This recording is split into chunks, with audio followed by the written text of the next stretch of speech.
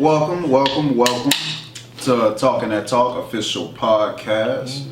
I always like to start off by saying we the best at what we do. I go by the name of King Exodus, aka X. What's going on, world? It's your boy Juice, aka No Ordinary Brother, aka a Rising Pharaoh. Alright, special shouts out to everybody that's been rocking with us, that's locked into the channel. If you haven't done so, hit that subscribe button. And shouts out to everybody on IG Live. We do this every Monday night and Wednesday night at 9:30 p.m. on IG Live. So, funny topic. Funny topic. I think we could pull, a lot from this topic. We're gonna do passive and aggressive friendships. Or we're just gonna talk about friendships in general. The kind of, going off with that passive aggressive vibe. I was telling Juice, to my opinion, I feel like maybe sometimes passive friends, quote unquote, sometimes have a little bit more people around them. Because of the simple fact they probably never put people in a place and say things that's probably should be said, quote unquote. And then you have some people that stand up for themselves, and because they stand up for themselves, now they're being aggressive. And then you do have people that's too aggressive in their friendships, you know what I'm saying? So you got different kind of people. So I'll let you kick it off on that. Okay, what's going on, world? I just got done doing my 60-hour fast. Let me go ahead and throw that out there. It was actually challenging. It was pretty challenging. I lost 5 pounds in the process within 60 hours. But now to get back on the subject, the passive friends are kind of like, it's hilarious that he said that because he said passive friends will have more friends. I kind of looked at it like, really, passive friends don't really have a lot of friends. The reason why it is because naturally you want to gravitate to them because they're passive and you like feel like, hey, maybe I can be their friend, you know what I'm saying? But at the same time, for a person doesn't make that effort at the same time, people just pass them up. Or sometimes the people who are too passive really never get noticed. That's how I'm kind of looking at the situation. But I also see where he also talks about the benefactors of actually being passive. Because sometimes you just need somebody to listen to you. Like, you ever had that friend that just always want to give you advice or just, hey, I'm here for you to talk? That's the passive friend. That's really the passive friend or / therapy friend at the same time. To a certain extent, because when the person's passive, they more so are on the stage of wanting to listen and hear you out. That's why when it comes to certain scenarios, if you have the right emotions when you speak, the passive friend is more likely to lend assistance in scenarios or want to help out. Right. But we're gonna hit different subjects when it comes to your type of friends this time that we get down to it. Did you already touch up on aggressive friend? Well, see, I didn't want to put like the aggressive friend in a box by themselves because, like I say, some people just know how to tell you what you need to hear versus what you want to hear. And a lot of times those people, if people can handle truth and they want truth, you'll appreciate that person. But majority of the people don't want to hear that shit. You know what I'm saying? Majority of people would rather have people listen versus give quality advice. Okay. Or if they do get advice, they want to hear the shit they want to hear. Okay. You know what I'm saying? And we can kind of like pass this off into the real world. Like, a lot of people want to get into business. A lot of people want to offer service. Keyword, service. So you have to have respect for the people that you're serving. If you give somebody a deadline, you need to meet that deadline. And if you can't meet it, you need to explain why. So a lot of people don't have this kind of mentality even dealing with friends because I don't know why. I can't explain it. But a lot of times people really just don't have the consideration for other people's time, their personal space. You know what I'm saying? You have some people that just overstep boundaries on so many levels dealing with friends. Some people have that mentality in business. And once again, once you call people out or pull a card, then all of a sudden you're an aggressive person. So I didn't want to put the aggressive person in a box of being negative because sometimes people need to hear the truth. So yeah, that's my take on the quote unquote aggressive friend. Aggressive friend. Now, you just a crazy motherfucker that's just, you always out of control. You can tell everybody about themselves, but you can't take it in reverse. That's the narcissistic friend. Narcissistic friend. Oh, okay. You negative. I'm about to say shit, yeah. But no, like I wouldn't necessarily call him the aggressive friend. I call him the tell it like it is friend. Real The tell it like it is, the blunt friend. That's the blunt friend, right? The blunt friend just happens to have a natural aggression to them just because they feel like they got to tell it how it is, no matter how it gets delivered. Cool. Whether it's aggression or telling you, hey, like, hey, you wrong, or this and that. Like, those are the friends that'll stick up for you. Or, like, let's say somebody did something bad to you, they're right there, like, well, what you want to do about it? Like, how you would have handled the situation best fits. You know, those are the girls. Those are the type of girlfriends that girls have that will handle a situation for them. Because at the same time, those type of girls really don't know their place, right? Mm-hmm. The man be like, that's the one that like he didn't notice you. Oh, let's go walk over there right now. Or she'll walk over there and introduce herself. That's the blunt, tell it like it is type of friend. Don't give zero fucks. And you know what I'm saying? So, you know, that's how I look at it on the female side. But if we look at it on the man side, the type of blunt friend is the one that's basically the one who's always telling you, like, yo, you gotta step the fuck up. Like, hey, you still fucking with the same people? Like, no, man. Like, what are you doing? Like, those are the type of friends that you still want to be around at the same time. Like, sometimes the voice can be vulgar, but the message is getting thrown at you for you to hear, for you to receive. But you got to be open to it, right? That's why if you ever see like these memes, they be like the friend that's always drinking, the friend that's always partying, the quiet one, the one that plays mom. Like every friend has a role within a group or organization. You just got to be able to locate which one it is, right? You always got the turn up friend that's always going out and shit. So when we talk about these type of friends, you got to be able to identify them and understand their strengths and their weaknesses, right? The same person who's blunt is also the person who doesn't like to get emotionally attached to things, because they also get wild to it. I don't know if you ever seen the people who are like blunt people when they so their emotions is just disconnected, but when they do get connected, it's wild. So you got to be wary of that. So we got the passive friend. We got the blunt / aggressive friend. What would be the next type of friend? The inspiring friend. You gotta keep one of those around. I don't think we talk about the inspiring friend too much. It's always, because look, with everybody, the optimistic / let's go, the optimistic friend. Mm-hmm. But everybody goes out, there's always that one friend like, all right, man, anything can happen tonight. The passive friend be like, all right, well, let's just kind of go. The blunt friend be like, man, you say that shit off. That's what I'm saying. Like, everybody has like a key in type of scenario or lyricism, if you say lyrics or something, to spell their cast out when they go into places, man. Let me not be long with it. What do you think about the inspirations as a motivational friend? I love it. You need people around you like that. You need optimistic people that can always find the good in anything. But sometimes even them kind of friends really don't get appreciated too many times, depending on what kind of circle you in. Like, had to hit you with the cross right there. For some reason, man, my people just, if somebody is just always happy, we think something wrong with them. I don't know why my people like that. You know what I'm saying? Yeah, they say the same thing in marriage. It's like, they ain't never fight. Oh, they not in love. Yeah, just wait. They're like, what the fuck? What's wrong with y'all, man? Some people just don't know how to appreciate true people that's really optimistic and vibrant.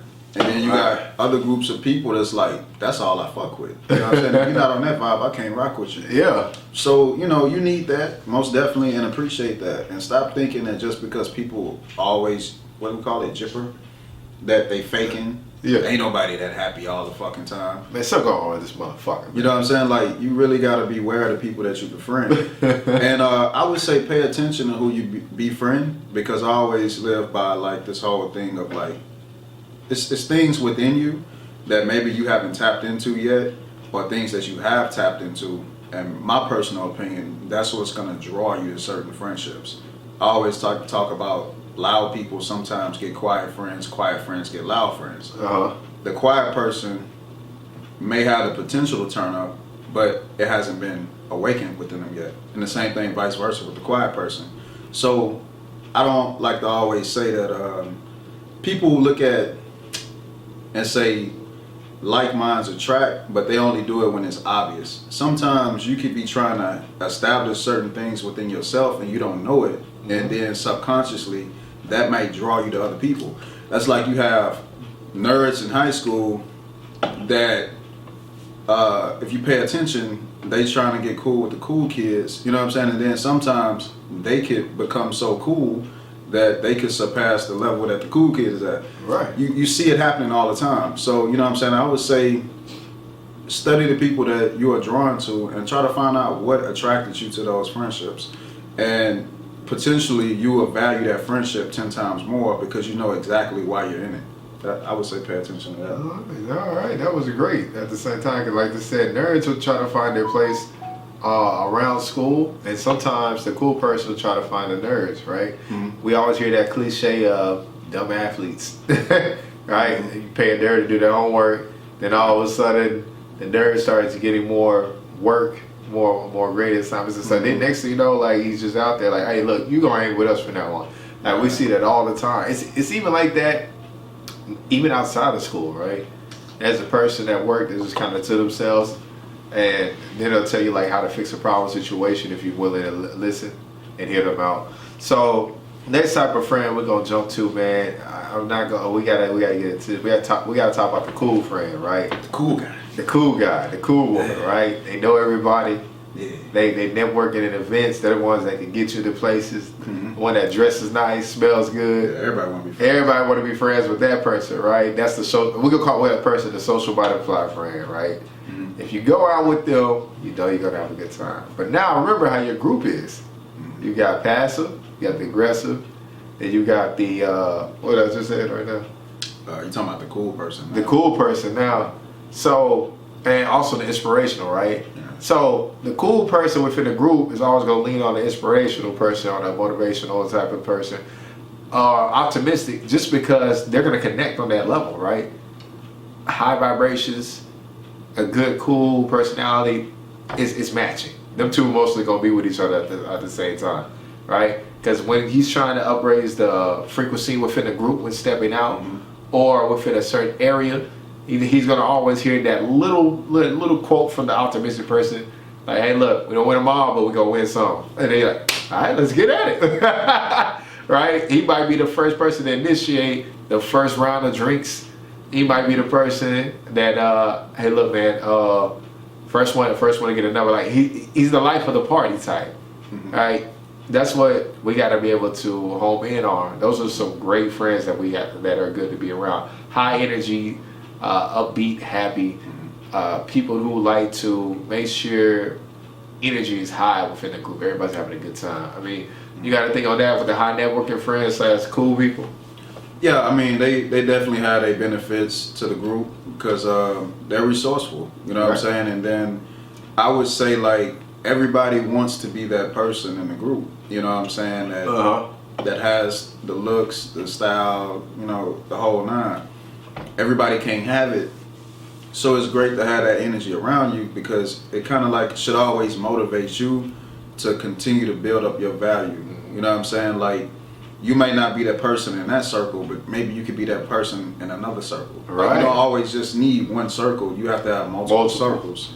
That way you could pretty much tap into multiple roles. You know what I'm saying? So in one circle, you may be more of a student, and then maybe you could, you know what I'm saying, in another circle be a teacher.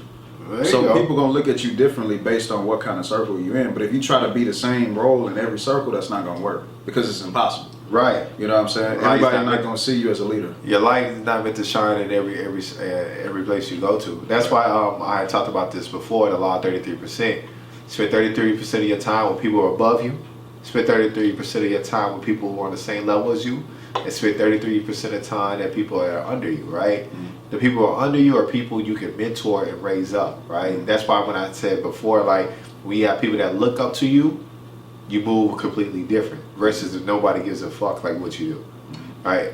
It's a whole different persona when somebody actually reaches out to you because they know you're the person who has that credibility and that character that they would like to latch onto or how to build themselves up, right?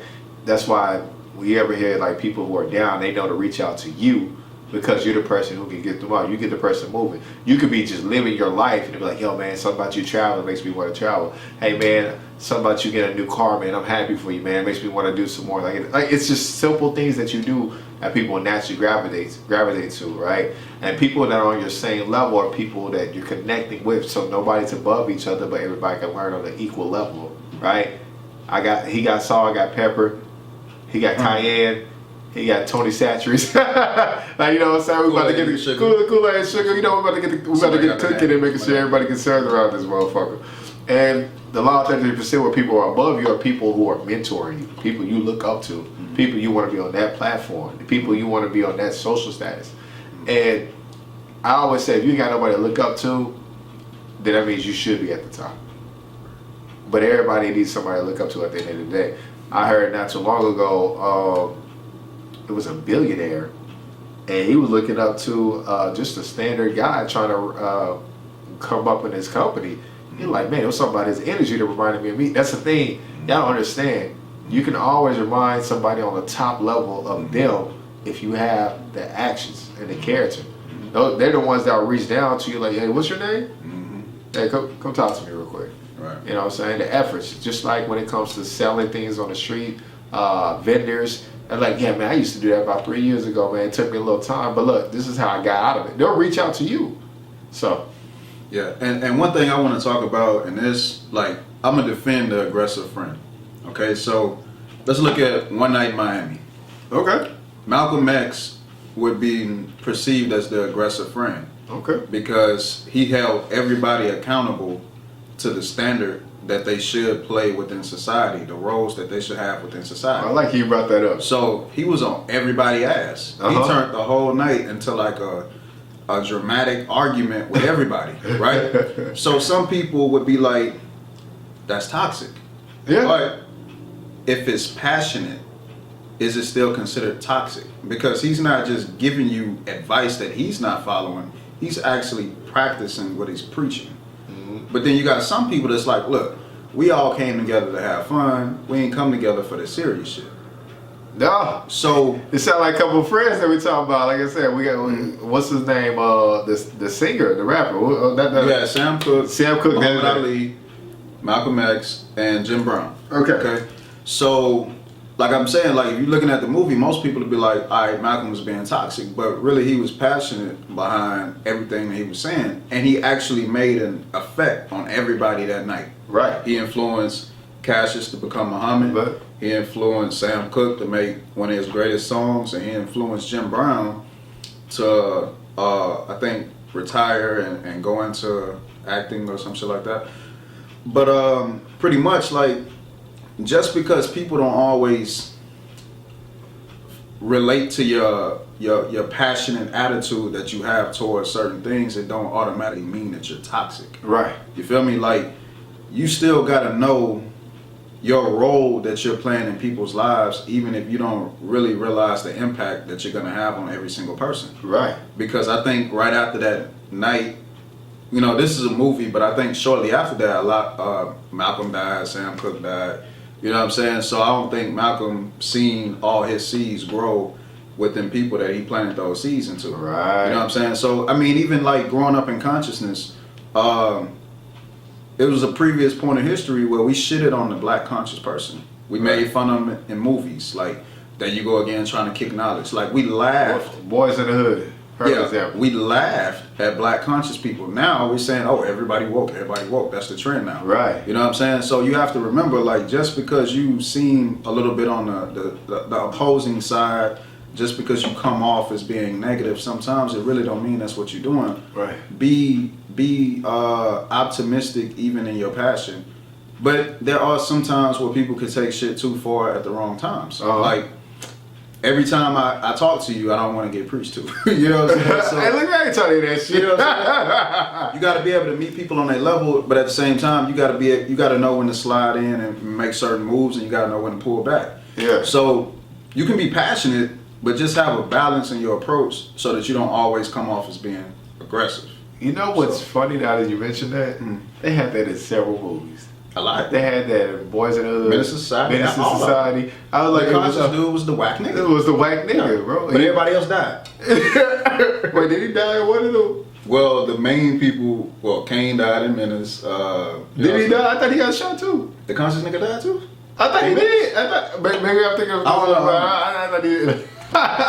But no, it makes a lot of sense. But as I said, there was all people in that within that culture. Now remember, Boys in the Hood, they had that too. Not to mention the brother was the cool guy before he got shot. Everybody knew him. Football scholarship. Ricky? Yeah. Ricky! You know what I'm saying? And then, man, like I said, that's bringing us a great point. I was just about to talk about, we talk about One Night in Miami. That actually describes a lot of the characters that we displayed. Muhammad Ali was definitely that cool guy. Yeah. Brown was more so on that optimistic type of stuff, even though he was kind of like chill. And Sam was kind of passive, but he understood his role, right? Because even though he's like, yeah, but I got my own label though, and these white people pay me, you know? He was more so like, yeah, it's cool, but I'm still doing my own thing. But he was more passive to the message at first. So. Well, a key point in that shit, man. Jim Brown put Malcolm in his place though. He was like, bro, I hear what you're saying, but Sam is the only one of us that's not waiting on the check. Yeah. All of us, we still waiting on the check. The nation run you and all, Sam run himself. Right. So I think even then, Malcolm realized he was right. He was still wrong. You know what I'm saying? Yeah, he got checked too because that's what we always say is power independency, right? Work your way up until you're able to branch off and be on your own, and that's always the key point. If you want to just you want to just get out there, you know, dive on the deep end, you know, go ahead and do that as well. But I also say, look, it's smart to work your way out. I mean, within to go out, right? That's why some of the best people in the world were smart enough to learn the secrets behind it, and they took clientels within their own within their own businesses and employers that helped them get taken off later on. So, what would be another type of friend, man? Is it possible that you got a negative friend, bro? Like, is there a negative friend in the group? I mean, yeah, you're gonna have that. You know, you're gonna have that, and then. I mean, that's just prevalent. Like, you're going to have that within friendships. But I always like to say, like, if you really can point out the negative person, man, if they really more negative than they are positive 100% of the times, you might got to kind of, like, put some kind of space in that shit. You know what I'm saying? Like, some people invest so much time into their friendships that they don't know how to cut them off. You know what I'm saying? So a lot of people will just deal with the negative person versus push away 100%. You know what I'm saying? So that happens a lot of time. You have some friends that's like, look, I text them, but I ain't trying to talk to them too long. You know what's funny? That was dead on, bro. There's a lot of people like that, like, and you also have limited association friends, right? This is you gotta know how you describe people around, right? I don't have, like, if I go to work, that's forever my coworker. We're not friends. Y'all be trying to call people friends. You better be at work. Like, nah, bro, that takes time. You got to know how to categorize people until they earn certain positions.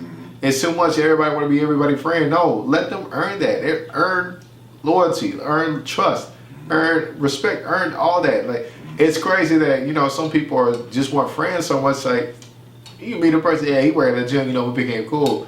You know, shit about that nigga that he was at the gym with you.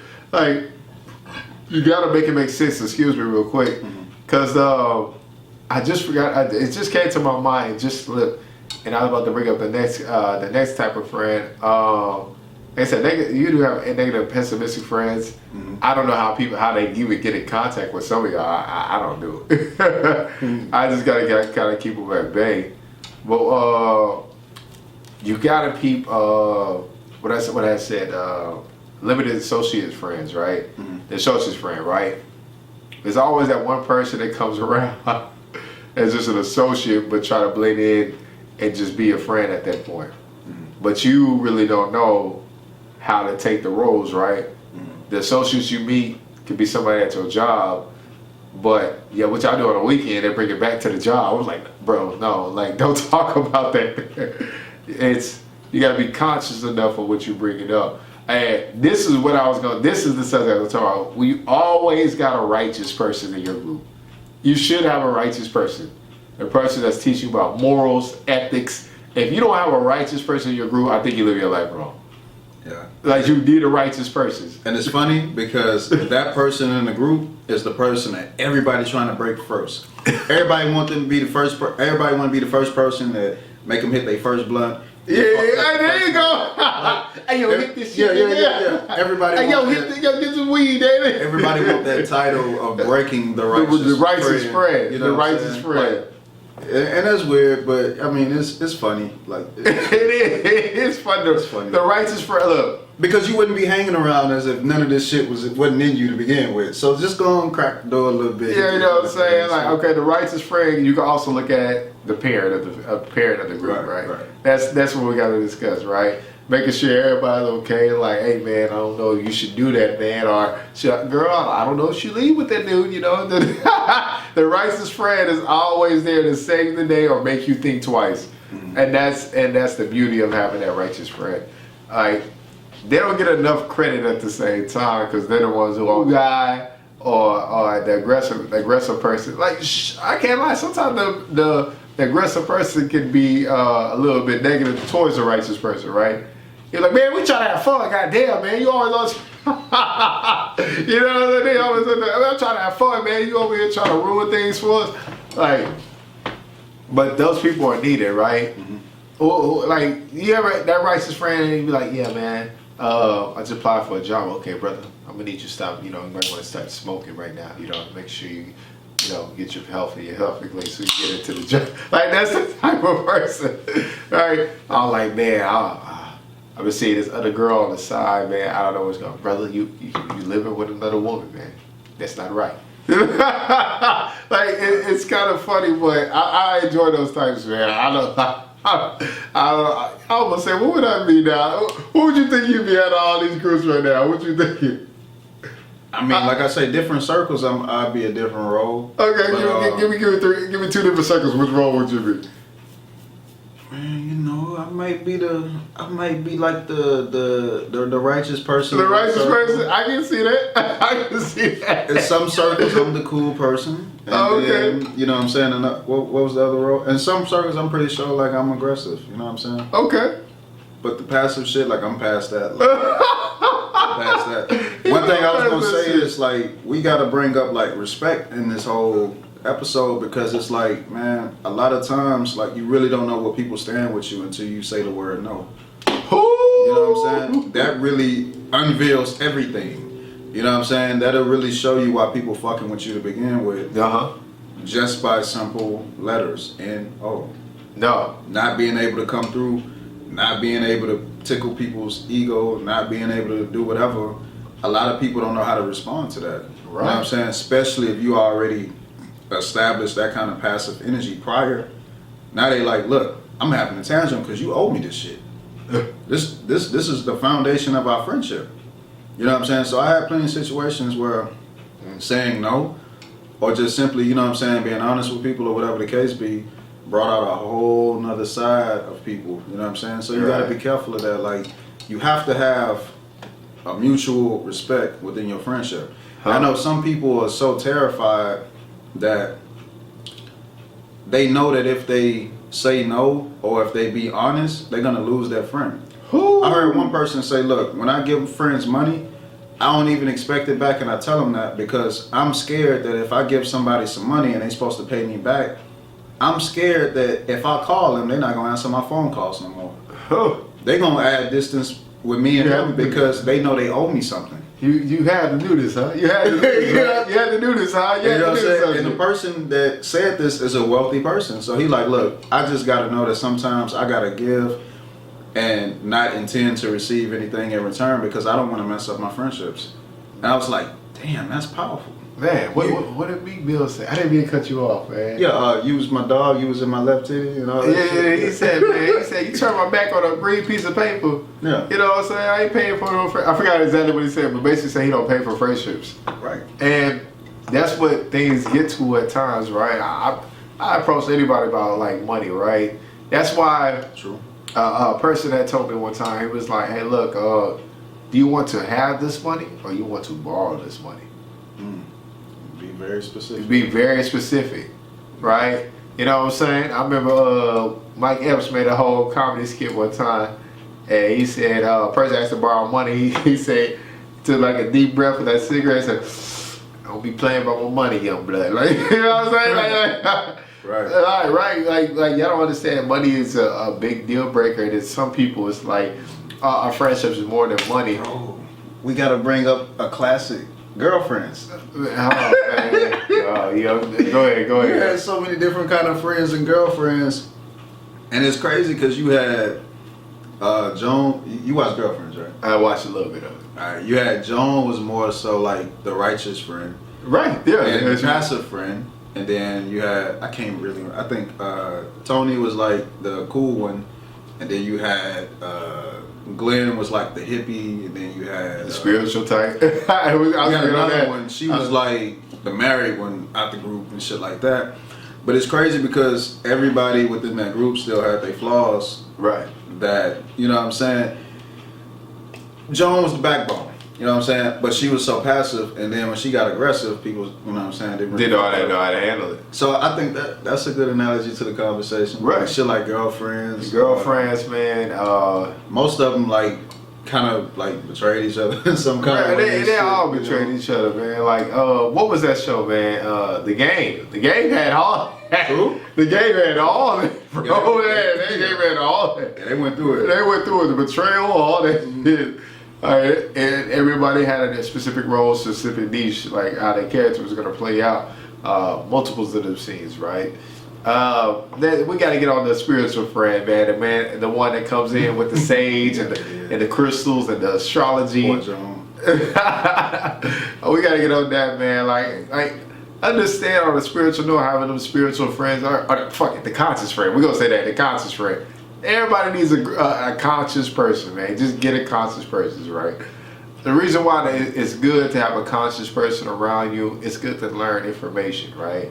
You know, I feel like a righteous person has a certain role that's more on morals versus the conscious person more on your spiritual upbeing as well as your morals. They both go hand in hand, but they kind of tap into two different things, right? The spiritual person that came out, or the conscious person, as I said, is the person that literally is telling you, "Hey man, you don't even want to put the poison in your body." Like, oh, what the boy said up, Boys in the Hood. Just letting you know your history, your roots, how powerful you are. Like, it's a difference between people calling you a king and a queen versus that person that'll make that shit instilled in you. Don't forget about our ancestors, what we did. You know what I'm saying? That's some powerful shit. Like, the conscious person is a person that can actually bring out a lot more into you and gravitate you to enlightenment. But the person, like we said, the righteous person is get your character and your morals in check. The conscious person is more of getting you into an enlightenment figure of building yourself up to a higher being. So, Most definitely. And then you got these kind of people, they diverse. Like, you can have one friend that's more in shape than the other friend, and they just like, "Hey, look, you know you don't need to be eating that." It's like, you know what I'm saying? So it's like, you really got to be balanced in your approach with people, even though you mean well. Some people can really like take it as you being negative because you mean well, Right. and they can pull away. So sometimes you got to know, like I say, when to engage and when to pull back.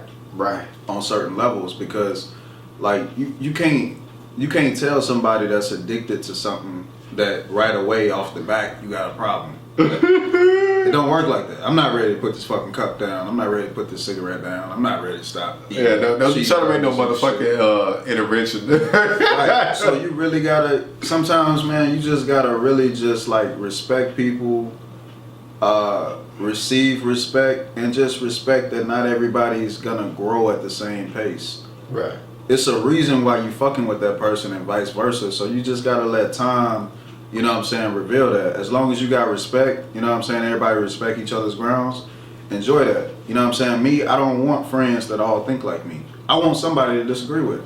It makes you sharper. Yeah, it makes you see things from different perspectives. You know what I'm saying? So I don't want to have conversations where, oh yeah, I see where you're coming from. I want a little bit pushback because I want to become better.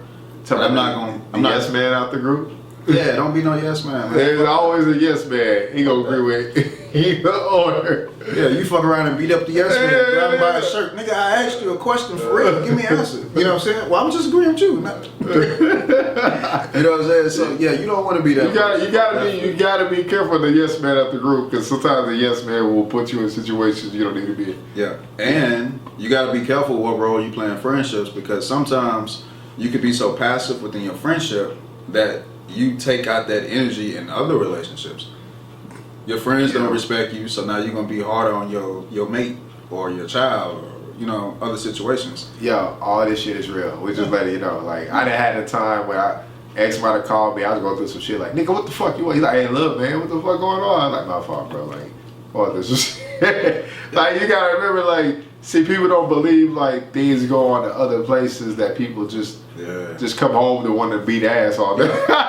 You just want to come home and beat ass all day. Like, you don't know what's going on in different groups and areas. Like you said, you have people that be like, I'm miserable at my job. They come home with that same negative ass energy. Yeah, like, slap shit out the kid. They slap the shit out of the kid. Yeah. The dishes ain't washed. I gotta beat your ass next day. It's stuff like that you gotta be cautious of. Right on. I mean, like we tackled a lot on that. Yeah, I would just say, man, like, appreciate the people that's different from you. You know what I'm saying? As long as y'all got respect, y'all got a lot. A lot of people don't even have that. And just be careful, like I say, be wary about what attracts you to certain friendships and relationships. And if you know what attracts you to a particular person, you can value them, you know what I'm saying, or devalue them based on what's attracting you to them. Correct. But like I say, it's a scary world we live in, and where people fear that if they tell the truth or be honest, people will disconnect with them. And if that's the case, man, if one person disconnect with you and don't see your value and your potential, somebody else will. You know what I'm saying? It's gonna be another friendship or whatever relationship out there where somebody's gonna see you as something important and special, and a shining diamond or a jewel. Okay. So you don't always have to be so passive just to keep certain friendships going. Like, it don't work like that. Sometimes you have to grow into who you are and be comfortable with it. And if people really don't see value or respect it, let them go. Like, fuck them. You know what I'm saying? It's dead weight. My fault. I got the do-rag on. I forgot. That do-rag came on. Yeah. I'm sorry, man. Like, You gonna play some Tupac next, man? What's going on? I don't know. I might just play some Tupac next. Fuck all y'all. That's how you coming in? Yeah, fuck all y'all. All right, man. So that's the end of the episode. Tell us about the type of friend you are. Are you the conscious one? Are you the spiritual? Conscious, spiritual. You the cool person. You the optimistic one. You the aggressive one. You the passive one. Yeah. Or you just the person that, the adaptive one. I forgot to talk about the adaptive one. The one that can just do everything. Just blend in. We forgot to talk about the adaptive one. That's Sure, there's always an adaptive one. Or you the yes man. Yeah, I think Bob's right. Yeah. No, Ted's right. Yeah, you right about that. But yeah, most definitely subscribe to the channel, Talking That Talk Official Podcast. We're gonna do a quick Q&A, real quick. All right. All right. Peace.